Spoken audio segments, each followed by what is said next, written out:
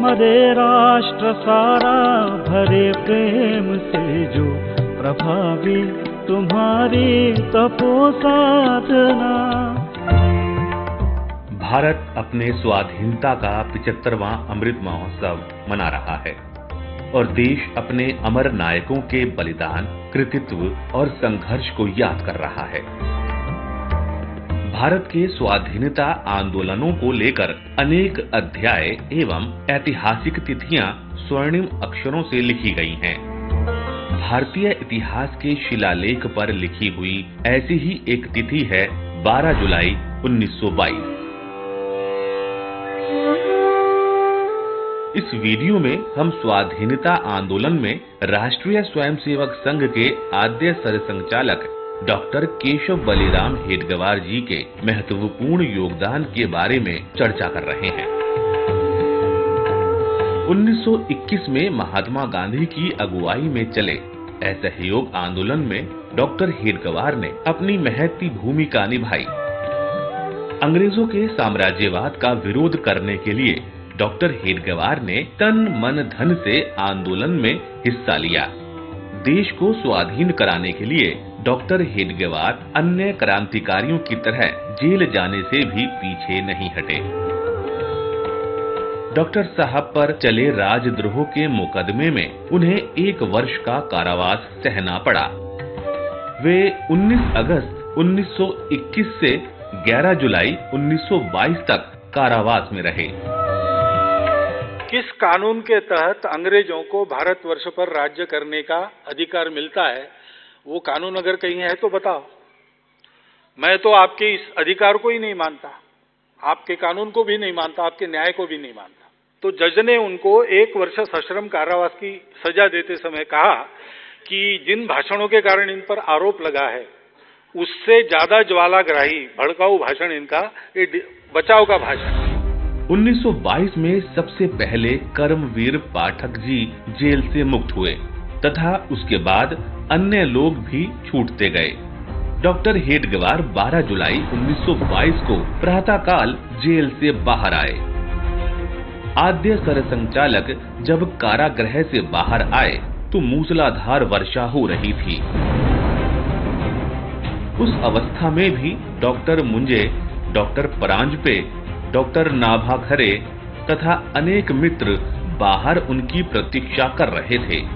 उनके द्वारा अर्पित पुष्पहारों को सहर्ष स्वीकार करते हुए डॉक्टर जी सबके साथ घर को चले। रास्ते में स्थान स्थान पर रोककर उनका स्वागत किया गया।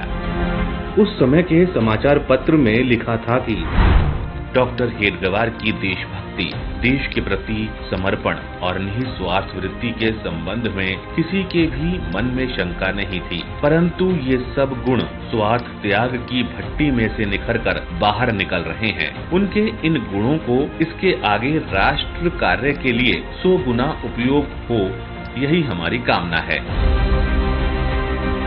उसी दिन सायंकाल चिटनीस पार्क में स्वागत सभा की घोषणा की गई। इस समय पंडित मोतीलाल नेहरू, श्री विट्ठल भाई पटेल, हकीम अजमल खां, डॉक्टर अंसारी, श्री राजगोपालाचारी, श्री कस्तूरी रंग अयंगर आदि नेता स्वागत सभा में उपस्थित रहेंगे, इसकी घोषणा भी की गई। 12 जुलाई 1922 को 1 साल की जेल की सजा भुगतने के बाद डॉक्टर हेडगेवार जी बाहर आए थे। नागपुर में उनके स्वागत में एक विशाल सभा हुई थी। उस सभा में उद्बोधन करने के लिए मोतीलाल नेहरू भी आए थे, राजगोपालाचारी भी आए थे, बहुत सारे उस समय के नेता आए थे। 12 जुलाई 1922 की शाम तक लगातार बारिश होने के चलते ठीक समय पर वेंकटेश नाट्यगृह में सभा करनी पड़ी। नाट्यगृह नागरिकों से खचाखच भर गया था। डॉक्टर नाभाखरे ने अध्यक्ष स्थान ग्रहण किया। डॉक्टर जी के स्वागत का प्रस्ताव रखा गया, जो तालियों की गड़गड़ाहट के बीच स्वीकृत हुआ। इसके बाद पंडित मोतीलाल नेहरू तथा हकीम अजमल खां के भाषण हुए। तदुपरांत डॉक्टर हेडगेवार बोलने को खड़े हुए।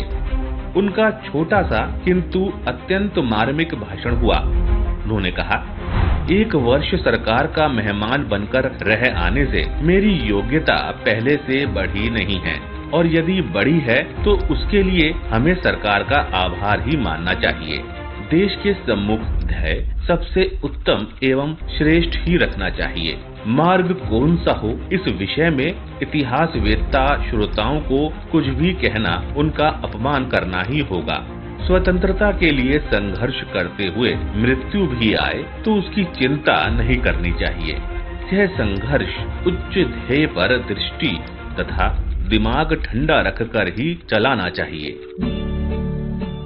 नागपुर के बाद यवतमाल, वणी, आरवी, वाढोणा, मोहोपा आदि अनेक स्थानों पर मित्रों ने निमंत्रण देकर डॉक्टर हेडगेवार को बुलाया तथा उनकी शोभा यात्रा निकालकर सत्कार समारोह का आयोजन किया। स्थान स्थान पर उनकी आरती की गई तथा उन्हें खादी का वेश भेंट किया गया। यवतमाल का समारोह लोकनायक बापूजी अणे की अध्यक्षता में हुआ। दुनिया की दृष्टि से तो डॉक्टर साहब जेल से मुक्त हो गए थे, परंतु उनका मस्तिष्क इसी धुन में लगा था कि इस विषम परिस्थिति में से कौन सा मार्ग निकाला जाए जिससे हमारा देश स्वाधीन हो सके। उन्हें परतंत्र भारत की चिंताओं ने घेर रखा था। ऊपर से पुष्पमालाओं से लदे होने के बाद भी उनकी गर्दन चिंता के भार से दबी हुई थी। डॉक्टर हेडगेवार जी के स्वागत में ऐसे अनेक दृश्य देखे गए हैं और इतिहास के स्वर्णिम अध्यायों में लिखे गए हैं, लेकिन वामपंथी लेखकों और पंडित नेहरू के टाइपिस्ट इतिहासकारों ने इस सत्य को छिपाने की भरसक कोशिश की।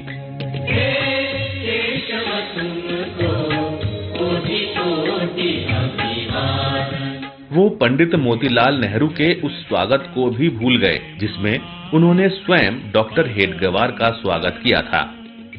स्वाधीनता संग्राम में अपना अनुपम योगदान देने वाले मां भारती के अनन्य उपासक डॉक्टर साहब को कोटि कोटि नमन।